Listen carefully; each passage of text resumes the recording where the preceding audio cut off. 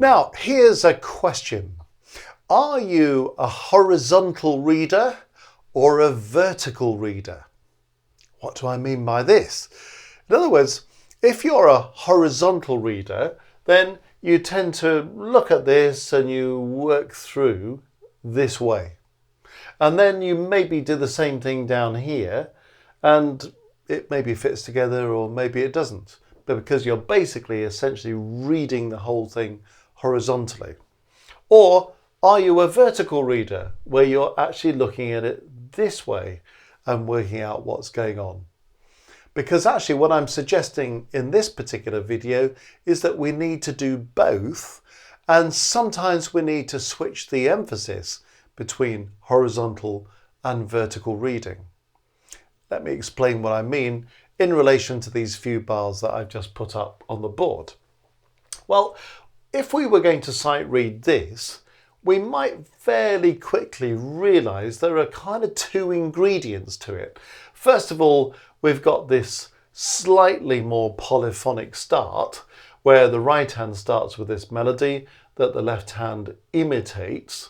But then we've got a handful of chords before we make a return to a slightly more polyphonic texture. So the more we're looking at polyphonic textures, the more we're probably trying to read horizontally. And the more we're looking at chordal textures, the more we're probably trying to read vertically. And it's a very important thing to be able to switch between the two and to run the two simultaneously. And this is something you might just want to kind of be more conscious about. So let's have a look at the detail of how we're doing that in this case. So in the first bar, we've got this little melodic idea in the right hand. And again, going back to an earlier video, we can very quickly see the pattern of notes. It's all conjunct. We're going by step, aren't we? As far as there. And it's very good to be able to notice, this is where we need to analyse what we're looking at a little bit, to notice that the left hand is playing exactly the same notes as the notes I've just played in the right hand. So running a bar later. So that's a very useful thing to spot from a kind of horizontal reading point of view. Here we've got a group of 7 notes and the same group of 7 notes coming downstairs running a bar later. So by doing the horizontal read, I can see that pretty plainly.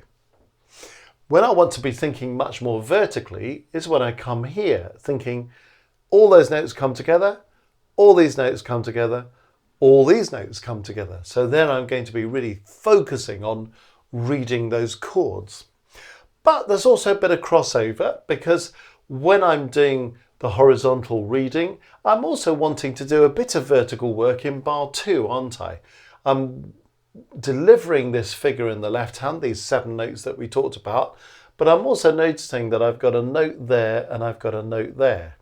So what I mean by reading a bar like this vertically as well as horizontally is to think of it like this. If I look at these quavers in the left hand, in other words, it's usually easier to relate everything to the fastest moving part.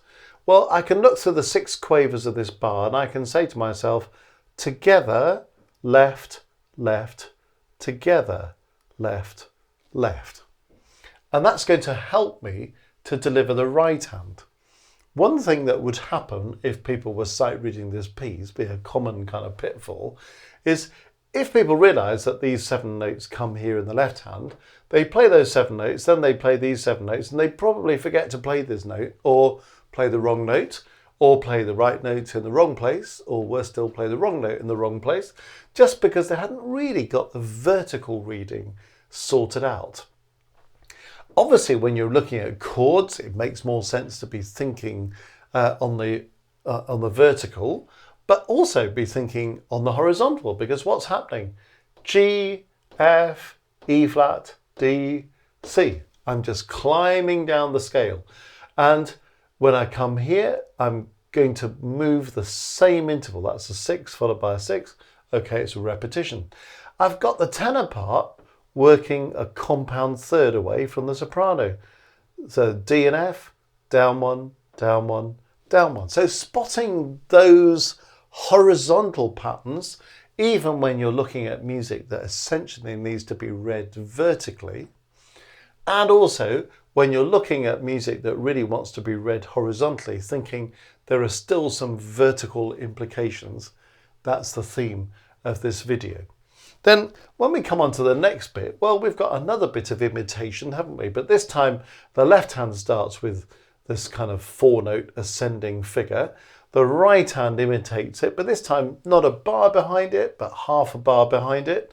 And this time not at the same pitch, but a compound 6 higher. So it's kind of worth being able to spot what's going on. So you can notice things like that.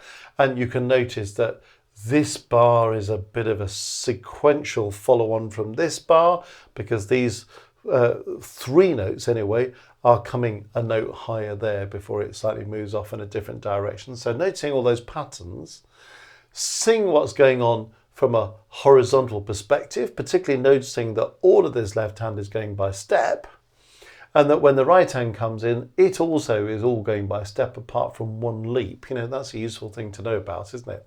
But again, think about this on the vertical. It's slightly more complicated than it was back here. So what's going on? Left, left, left, together, right, together. Together, left, together, together.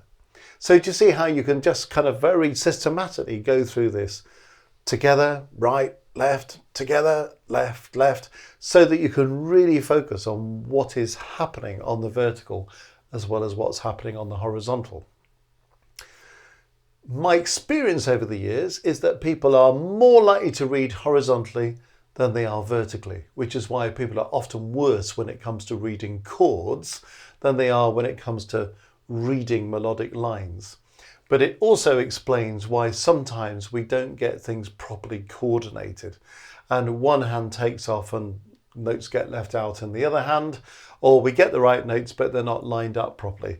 So this is a little campaign to encourage you to work both horizontally and vertically, whether you are working in a polyphonic environment or in a homophonic environment, just to make sure that everything comes together and you can deal with these 2 dimensions of the reading.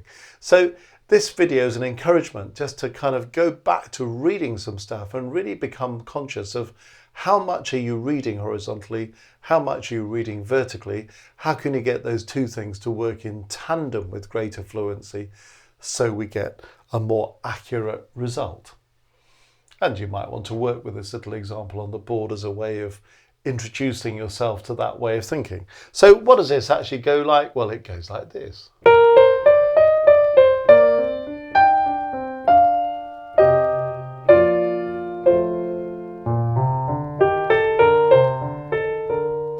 And so on. Just a snippet to set that particular agenda. So have a think about that one. Horizontal and vertical reading, and how to do both at the same time.